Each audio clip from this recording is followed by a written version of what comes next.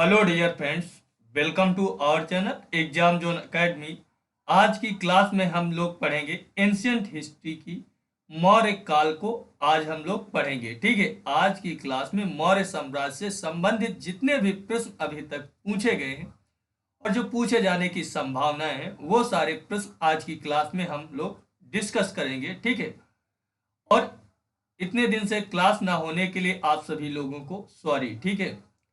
तो देखो, मौर्य काल जो होता है, मौर्य काल जो होता है, मौर्य काल जो होता है, ये आपका 323 ईसा पूर्व से, कितने से, 323 ईसा पूर्व से लेकर के, और ये 184 ईसा पूर्व तक चलता है। कब तक? 184 ईसा पूर्व तक मौर्य साम्राज्य क्या होता है, मौर्य वंश ने 123 323 ईसा पूर्व से लेकर के 184 ईसा पूर्व तक भारत पर शासन किया था। और मौर्य वंश की जो नींव है, सबसे पहले किसने डाली थी? चंद्रगुप्त मौर्य ने डाली थी। किसने डाली थी? चंद्रगुप्त मौर्य ने मौर्य साम्राज्य की नींव डाली थी। किसकी डाली थी? मौर्य साम्राज्य की नींव डाली थी। चंद्रगुप्त मौर्य के बाद में इनका बेटा जो होता है वो बिंदुसार, बिंदुसार वो गद्दी पर बैठता है। कौन बैठता है? बिंदुसार जो होता है वो गद्दी पर बैठता है। बिंदुसार के बाद में उनका जो बेटा होता है अशोक।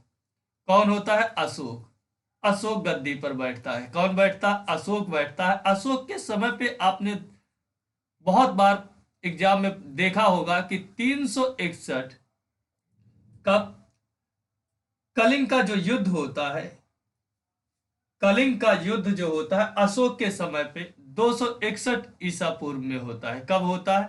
261 ईसा पूर्व में अशोक के समय कलिंग का युद्ध होता है, जिसमें बहुत भीषण रक्तपात होता है, जिसको देखकर अशोक क्या करता है, अशोक का मन जो होता है वो बहुत ज्यादा विचलित हो जाता है और उसके बाद वो धर्म परिवर्तन कर देता है और वो बौद्ध धर्म को ग्रहण कर लेता है और कभी भी शस्त्र ना उठाने की उसने सौगंध खा लेता है। उसके बाद में अशोक के बाद में जो मौर्य साम्राज्य की गद्दी पर बैठता है, मौर्य साम्राज्य की जो गद्दी पर बैठता है वो आपका बैठता है बृहद्रथ बैठता है। कौन सा बैठता है? बृहद्रथ बैठता है, ठीक है। कौन बैठता है? बृहद्रथ बैठता है। तो आज का जो पहला प्रश्न है, इससे स्टार्ट करते हैं। चाणक्य का क्या नाम था? अन्य क्या नाम था? चाणक्य जो थे ये चंद्रगुप्त मौर्य के क्या थे? गुरु थे। चंद्रगुप्त मौर्य के गुरु थे। क्या थे? गुरु थे। प्लस उनके ये प्रधानमंत्री थे। क्या थे? प्रधानमंत्री थे। चाणक्य चंद्रगुप्त मौर्य के प्रधानमंत्री थे और चंद्रगुप्त मौर्य के गुरु थे। चाणक्य का नाम ही कौटिल्य था। क्या था? कौटिल्य था। कौटिल्य था। कौटिल्य ने ही अर्थशास्त्र की रचना की थी। किसकी? अर्थशास्त्र की रचना की थी, जिसमें कितने? 10 अध्याय थे। कितने? 10 अध्याय थे। इनका जो 10वां अध्याय था, 10वां अध्याय में जिसमें 7 सर्ग थे, उसमें क्या होता है? अर्थशास्त्र, धन के बारे में जानकारी मिलती है। और चाणक्य जो थे ये राजनीति के बहुत प्रकांड विद्वान थे। राजनीति के बहुत प्रकांड विद्वान थे। इनका अन्य नाम विष्णुगुप्त था और इन्हें कौटिल्य के नाम से भी जाना जाता है। और ये आपके तक्षशिला के, कहाँ के? तक्षशिला के आचार्य थे। ये कई बार पूछा गया है। तक्षशिला के ये आचार्य थे। कहाँ के थे? तक्षशिला के आचार्य थे। तो चाणक्य का अन्य नाम क्या था? विष्णुगुप्त था। क्या था? विष्णुगुप्त था। ऑप्शन नंबर सेकंड क्या हो जाएगा इसका? राइट आंसर हो जाएगा। ऑप्शन नंबर सेकंड क्या हो जाएगा इसका? राइट आंसर हो जाएगा। उसके बाद में अगला प्रश्न देखते हैं। निम्नांकित में से किसकी तुलना मैकियावेली के प्रिंस की, द प्रिंस, जो मैकियावेली की जो पुस्तक है उससे तुलना की गई है? कालिदास का मालविकाग्निमित्र, कौटिल्य का अर्थशास्त्र, की वात्स्यायन का कामसूत्र, या तिरुवल्लुवर का तिरुवल्लुकुरल से? तो कौटिल्य के अर्थशास्त्र की जो कंपेयर है, जो तुलना है, तुलना जो है मैकियावेली के प्रिंस की पुस्तक से की गई है। भारत का मैकियावेली किसे कहा जाता? बहुत इंपॉर्टेंट प्रश्न। भारत का मैकियावेली किसे कहा जाता है? मैकियावेली किसे कहा जाता है? कई बार प्रश्न पूछा गया, मैकियावेली किसे कहा जाता? ये आपको चाणक्य को कहा जाता। किसे कहा जाता? चाणक्य को भारत का मैकियावेली कहा जाता है। उसके बाद में अगला प्रश्न है, वह कौन सा शासक था जिसने राज सिंहासन पर बैठने के लिए अपने बड़े भाई सुसीम की हत्या की थी? तो बड़े भाई सुसीम की जो हत्या की थी वो किसने की थी? अशोक ने की थी। किसने की थी? अशोक ने जो है अपने बड़े भाई सुसीम की हत्या की थी, और ये 273 ईसा पूर्व में। कब? 273 ईसा पूर्व में गद्दी पर बैठता है। अशोक और सुसीम ये सभी क्या होते हैं? ये आपके बिंदुसार के पुत्र होते हैं। किसके होते हैं? बिंदुसार के पुत्र होते हैं। बिंदुसार के पुत्र होते हैं। और कनिष्क आप जानते हैं, कनिष्क आप जानते हैं, ठीक है। उसके बाद में अगला प्रश्न है, निम्नलिखित में से सम्राट अशोक की वह पत्नी कौन थी जिसने उसका प्रभावित किया था? चंडालिका थी, चारुलता थी, गौतमी थी, कारवाकी थी। तो ये आपका प्रश्न कई बार पूछा गया है और उसका नाम था कारवाकी। कौन था? कारवाकी। एसएससी में बहुत बार प्रश्न पूछा गया। अशोक की जो पत्नी कारवाकी थी उसने क्या है, अशोक को बहुत ज्यादा प्रभावित किया था। उसके बाद में अगला जो प्रश्न पूछा गया है, अशोक ने अपने अभिलेखों में एकरूपता से किस प्राकृत का प्रयोग किया था? किस प्राकृत का प्रयोग किया था? बहुत अच्छा प्रश्न है। किस प्राकृत का प्रयोग किया था? अर्धमागधी का, सौरसेनी का, मागधी का कि अंगिका का किया था? तो आप जानते हैं अशोक के जो अभिलेखों में अर्धमागधी का प्रयोग होता है। किसका होता है? अर्धमागधी का अर्धमागधी अपभ्रंश का प्रयोग सबसे ज्यादा होता है, ठीक है। सबसे ज्यादा प्रयोग जो होता है वो अर्धमागधी का होता है। उसके बाद में अगला प्रश्न पूछा गया है, बिंदुसार ने विद्रोहियों को कुचलने के लिए अशोक को कहां भेजा था?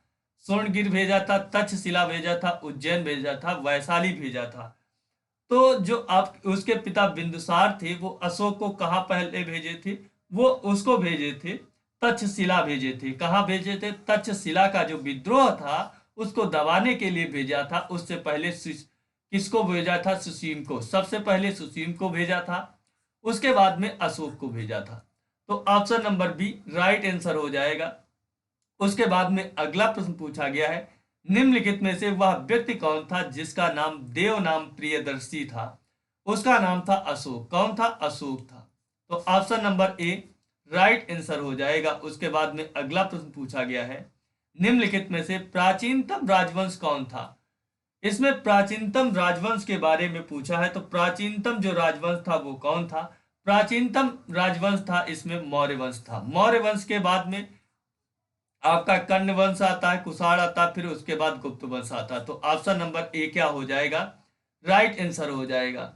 उसके बाद में अगला प्रश्न पूछा गया है, कौटिल्य चाणक्य किसका प्रधानमंत्री था? तो चंद्रगुप्त मौर्य का प्रधानमंत्री था। Option number B right answer हो जाएगा। उसके बाद में अगला जो प्रश्न पूछा गया है, अगला प्रश्न पूछा गया है, कलिंग विजय के उपरांत अशोक ने निम्नलिखित में से किस धर्म को अंगीकार किया था? तो अभी मैंने बताया था बौद्ध धर्म को। किसको? बौद्ध धर्म को अंगीकार किया था। जबकि चंद्रगुप्त मौर्य जो थे उन्होंने जैन धर्म को अपनाया था। किसको? जैन धर्म को अपनाया था। जबकि बिंदुसार की बात करोगे, बिंदुसार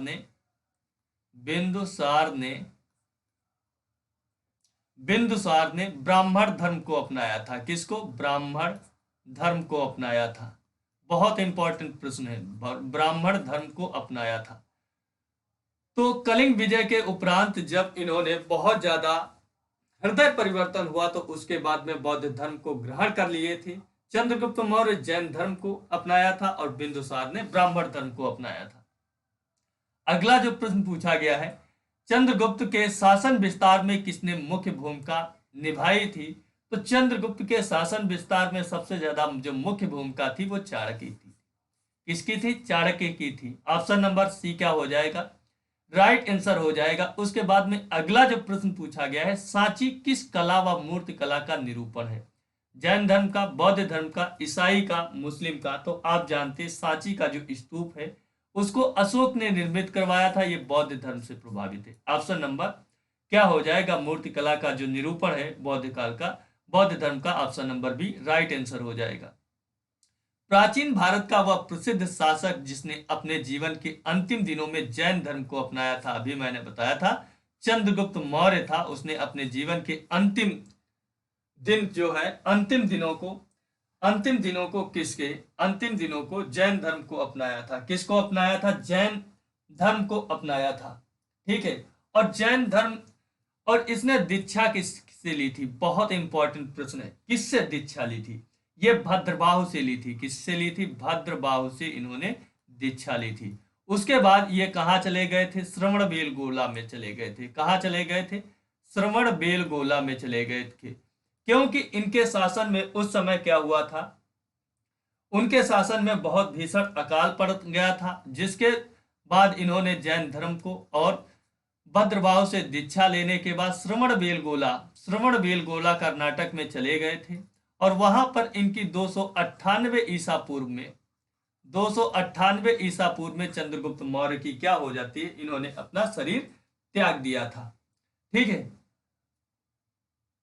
उसके बाद में अगला प्रश्न पूछा गया, मौर्य साम्राज्य की स्थापना किसने की थी? चंद्रगुप्त मौर्य ने की थी। कब की थी? चंद्रगुप्त मौर्य ने की थी 323 ईसा पूर्व में। कब? 323 ईसा पूर्व में चंद्रगुप्त मौर्य ने स्थापना की थी। और किसको? मगध साम्राज्य का उस समय शासक जो था उसका नाम था घनानंद। घनानंद नंद वंश का शासक था। किसका था? नंद वंश का शासक था। नंद वंश का शासक था। उसे समाप्त करके क्या हुआ? मौर्य वंश की स्थापना की थी। और अखंड भारत का निर्माण जो है, अखंड भारत का जो निर्माण है वो चंद्रगुप्त मौर्य ने किया था। उस समय आपका अफगानिस्तान था, अफगानिस्तान से लेकर के, अब इसको देखोगे इधर सीरिया, इराक, ईरान, ये सब इसी में आते थे। आपका भूटान भी था, नेपाल भी था, बर्मा भी था, और असम उसम ये सब आपके लेकर के इधर से पाकिस्तान जो था, अफगानिस्तान भी था, और इधर ये कलिंग का थोड़ा सा हिस्सा छूटता था। बाकी संयुक्त पूरा साम्राज्य जो था उस समय मौर्य साम्राज्य के अंतर्गत आता था। किसके? मौर्य साम्राज्य के अंतर्गत आता था। उसके बाद में अगला जो प्रश्न पूछा गया है, मौर्य साम्राज्य में प्रचलित मुद्रा का नाम क्या था? मौर्य साम्राज्य में जो प्रचलित मुद्रा थी उसका नाम क्या था? भाई उस मुद्रा को पड़ कहते थे। क्या कहते थे? पड़ कहते थे। मौर्य साम्राज्य में जो प्रचलित मुद्रा थी उसे पड़ कहते थे। निम्नांकित में से कौन मौर्य वंश का शासक नहीं था?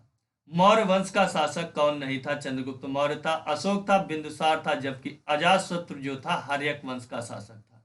किसका था? हर्यक वंश का शासक था। और इसने अपने पिता बिंबिसार की हत्या की थी। किसकी? बिंबिसार की हत्या की थी। बिंबिसार की हत्या की थी, इसीलिए इसे पितृहंता के नाम से भी जाना जाता है। इसे पितृहंता के नाम से जाना जाता है और इसे कुड़िक कहते हैं। जबकि अजातशत्रु की जो हत्या है वो किसने? इसका पुत्र उदयन ने किया था। किसने? उदयन ने किया था। और जिसने अपनी राजधानी पाटलिपुत्र स्थापित की थी। क्या? पाटलिपुत्र। बहुत इंपॉर्टेंट प्रश्न है, जब मैंने पढ़ाया था तो ये पूछा था। ठीक है। पाटलिपुत्र की स्थापना की थी। पाटलिपुत्र को इसने अपनी राजधानी उस समय बनाया था। ठीक है। क्योंकि राजगिरी को जो अपनी राजधानी बनाया था वो अजातशत्रु ने बनाया था। उसके बाद में अगला जो प्रश्न पूछा गया है, अगला जो प्रश्न है, निम्नलिखित में से कौन अशोक का उत्तराधिकारी था? अशोक का जो उत्तराधिकारी था वो था कुणाल। कौन था? कुणाल जो था अशोक का उत्तराधिकारी था। जबकि बिंदुसार का उत्तराधिकारी अशोक था, क्योंकि इसने अपने बड़े भाई सुसीम की हत्या कर दी थी। सुसीम की हत्या करके अशोक क्या है, दिल्ली क्या होता? मौर्य साम्राज्य की गद्दी पर बैठता है। उसके बाद में अगला जो प्रश्न पूछा गया है, मुद्रा राक्षस। मुद्रा राक्षस का लेखक कौन था? मुद्रा राक्षस जो पुस्तक थी उसका लेखक कौन था? वो विशाख दत्त थे। कौन थे? विशाख दत्त जो थे वो मुद्रा राक्षस की रचना की थी, जबकि कालिदास की अभिज्ञान शाकुंतलम, ये गुप्त वंश के शासक थे कालिदास। अश्वघोष की बुद्ध चरित थी, कौन थी? बुद्ध चरित जो थी वो अश्वघोष की थी। किसकी थी? अश्वघोष थी। कालिदास की अभिज्ञान शाकुंतलम, मालविकाग्निमित्रम, कुमार संभव, कौन थी? कुमार संभव। ये तीन पुस्तकें जो थी पुस्तकें ये कालिदास की थी, जबकि विशाख दत्त मुद्रा राक्षस की रचना है। उसके बाद में अगला प्रश्न पूछा गया है, विशाख दत्त के प्राचीन भारतीय नाटक मुद्रा राक्षस की विषय वस्तु है। प्राचीन हिंदू जन श्रुत के देवताओं और राक्षसों के बीच संघर्ष के बारे में, एक आर्य राजकुमार और एक कलीबाई महिला की प्रेम कथा, दो आर्य कबीलों के बीच सत्ता के संघर्ष की कथा के बारे में, या चंद्रगुप्त मौर्य के समय राज दरबार की दुर्लभ संधियों के बारे में है। तो ये आपकी जो विशाख दत्त जो पुस्तक जो है इसकी मुद्रा राक्षस, वो चंद्रगुप्त मौर्य के समय राज दरबार की दुर्लभ संधियों के बारे में है। ऑप्शन नंबर डी इसका राइट आंसर हो जाएगा। उसके बाद में अगला जो प्रश्न पूछा गया, मालवा, गुजरात एवं महाराष्ट्र किस शासक ने पहली बार जीती थी? हर्ष, स्कंदगुप्त, चंद्रगुप्त मौर्य, किसने जीते थे? तो आप जानते हैं चंद्रगुप्त मौर्य ने जीते थे। किसने? Chandragupta Maurya. Option number D right answer. अगला जो प्रश्न पूछा गया है, किसने सहिष्णुता, उदारता और करुणा के त्रिविध आधार पर राजवंश की स्थापना की थी? अशोक, अकबर, रणजीत सिंह, शिवाजी। तो किसने की थी? अशोक ने किया था। किसने? अशोक ने। Option number A right answer हो जाएगा। अगला प्रश्न पूछा गया है, निम्नलिखित में से किस शहर में अशोक के शिलालेख नहीं है? गिरनार, करधार, पाटलिपुत्र, टोपरा। तो आप जानते हैं अशोक का जो अभिलेख शिलालेख नहीं है वो आपके पाटलिपुत्र में नहीं है। कहा नहीं है? पाटलिपुत्र में। ऑप्शन नंबर सी, गिरनार में भी है, कंधार में भी है, टोपरा में भी है, लेकिन जो आपका पाटलिपुत्र है वहां पर कोई भी अशोक का जो शिलालेख है नहीं है। ठीक है। उसके बाद में अगला प्रश्न पूछा गया, अर्थशास्त्र का लेखक समकालीन थी? तो आप जानते हैं चंद्रगुप्त मौर्य के समकालीन थे। किसके थे? चंद्रगुप्त मौर्य के समकालीन थे। तो ऑप्शन नंबर बी क्या हो जाएगा? इसका राइट आंसर हो जाएगा। उसके बाद में अगला जो प्रश्न पूछा गया है, नंद वंश के पश्चात मगध पर किस राजवंश ने शासन किया था? अब नंद वंश के बाद में कौन से आए थे? मौर्य वंश। कौन सा आया था? मौर्य वंश। मौर्य वंश के बाद में शुंग वंश आता है। उसके बाद में अगला प्रश्न पूछा गया है, मौर्य काल में शिक्षा का सर्वाधिक प्रसिद्ध केंद्र कौन था? सर्वाधिक जो उस समय प्रसिद्ध केंद्र शिक्षा का था वो तक्षशिला था। क्या था? तक्षशिला था। Option number C right answer हो जाएगा। उसके बाद में अगला प्रश्न पूछा गया, बहुत बार प्रश्न पूछा गया है, मेगस्थनीज की इंडिका पुस्तक। मेगस्थनीज की पुस्तक का क्या नाम था? इंडिका था। Option number D right answer. जबकि कौटिल्य का चाणक्य का कह सकते हो अर्थशास्त्र था। अगला जो प्रश्न पूछा गया है, जिसके ग्रंथ में चंद्रगुप्त मौर्य का विशिष्ट रूप से वर्णन हुआ है वह है भास, शूद्रक, विशाख दत्त या अश्वघोष। तो आप जानते हैं चंद्रगुप्त के बारे में विशाख दत्त की मुद्रा राक्षस में बहुत ज्यादा जानकारी मिलती है। अश्वघोष के जानते हो बुद्ध चरित थे। बुद्ध चरित की अश्वघोष की रचना बुद्ध चरित है। शूद्रक आप जानते हैं शूद्रक की रचना मृग कच्छिकट्रम है। जबकि भास की जानते हो, भास की कौन सी है? ठीक है। उसके बाद में अगला प्रश्न पूछा गया, वह स्रोत जिसमें पाटलिपुत्र के प्रशासन का वर्णन उपलब्ध है वह कौन सा है? दिव्यावदान, अर्थशास्त्र, इंडिका, अशोक के शिलालेख। तो आप जानते हैं किसमें इंडिका जो पुस्तक है, मेगास्थनीज की जो पुस्तक इंडिका है उसमें पाटलिपुत्र के प्रशासन का वर्णन उपलब्ध है। ऑप्शन नंबर सी क्या हो जाएगा? राइट आंसर हो जाएगा। अगला प्रश्न पूछा गया है, अशोक के शिलालेखों में प्रयुक्त भाषा कौन थी? संस्कृत, पाली, प्राकृत, हिंदी। तो आप जानते हैं प्राकृत भाषा का प्रयोग हुआ था। Option number B right answer हो जाएगा। उसके बाद में अगला जो प्रश्न पूछा गया, निम्नलिखित में से किस मौर्य राजा ने दक्कन की विजय प्राप्त की थी? अशोक, चंद्रगुप्त, बिंदुसार, कुणाल। तो आप जानते हैं किसने विजय प्राप्त की थी? उसका नाम था चंद्रगुप्त। कौन था? चंद्रगुप्त मौर्य ने दक्कन की विजय प्राप्त की थी। Option number B right answer हो जाएगा। अगला प्रश्न पूछा गया है, मेगास्थनीज ने भारतीय समाज को कितनी श्रेणियों में बांटा था? मेगास्थनीज ने भारतीय समाज को 7 श्रेणियों में बांटा था। कितने? 7 श्रेणियों में बांटा था। ऑप्शन नंबर डी क्या हो जाएगा? इसका राइट आंसर हो जाएगा। अगला प्रश्न पूछा गया है, कौटिल्य के अर्थशास्त्र में किस पहलू पर प्रकाश डाला गया है? आर्थिक जीवन, राजनीतिक नीतियां, धार्मिक जीवन, सामाजिक जीवन।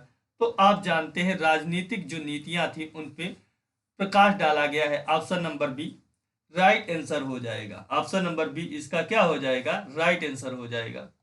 उसके बाद में अगला प्रश्न है, निम्न में से कौन सा क्षेत्र अशोक के साम्राज्य में सम्मिलित नहीं था?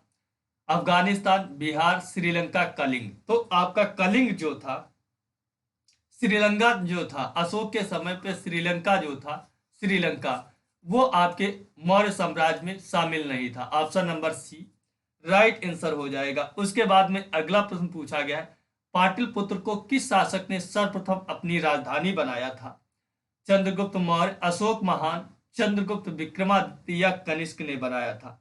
तो किसने बनाया था? चंद्रगुप्त मौर्य ने जो है पाटलिपुत्र को अपनी राजधानी बनाया था। Option number A right answer हो जाएगा। उसके बाद में अगला प्रश्न पूछा गया है, पाटलिपुत्र में स्थित चंद्रगुप्त का महल मुख्यतः बना था ईंटों का, पत्थर का, लकड़ी का या मिट्टी का बना था? तो जो ये आपका बना था, महल बना था, लकड़ी का बना था। ये कई बार प्रश्न पूछा गया, मोस्ट इंपॉर्टेंट है, मोस्ट इंपॉर्टेंट है। ठीक है, अगले प्रश्न को देखते हैं, बराबर या जहानाबाद जिला की गुफाओं का उपयोग किसने आश्रय गृह के रूप में किया था? आजीविकों ने, थारुओं ने, जैनों ने या तांत्रिकों ने किया था? तो किसने किया था? तो आप जानते हैं आजीवक जो संप्रदाय था उन्होंने जहानाबाद का जिला जो था उसकी गुफाएं जो थी उसको आश्रय गृह के रूप में प्रयोग किया था। अगला जो प्रश्न पूछा गया है, किस अभिलेख से यह साबित होता है कि चंद्रगुप्त मौर्य का प्रभाव पश्चिम भारत तक फैला हुआ था? कलिंग अभिलेख से, अशोक का गिरनार अभिलेख से, रुद्रदामन का जूनागढ़ अभिलेख से कि अशोक का सोपरा अभिलेख से? तो आप जानते हैं रुद्रदामन का जो जूनागढ़ अभिलेख है उससे जानकारी मिलती है, उससे जानकारी मिलती है कि चंद्रगुप्त मौर्य का जो प्रभाव है वो पश्चिम भारत तक फैला हुआ था। कहां? पश्चिम भारत तक फैला हुआ था। अगला प्रश्न पूछा गया है, केवल वह स्तंभ जिसमें अशोक ने स्वयं को मगध का सम्राट बताया है मास्की का लघु स्तंभ है, रोमन देई का स्तंभ है कि क्वीन स्तंभ है कि भाव स्तंभ है? तो आप जानते हैं भाबरू का जो स्तंभ है, भाबरू का जो स्तंभ है, ये भाबरू, भाव नहीं होगा, भाबरू का जो स्तंभ है, भाबरू के स्तंभ में क्या हुआ? स्तंभ में अशोक ने स्वयं को मगध का सम्राट बताया था। मगध का सम्राट जो है अशोक ने अपने भाबरू के स्तंभ में बताया था। ठीक है, भाबरू के स्तंभ से जानकारी मिलती है।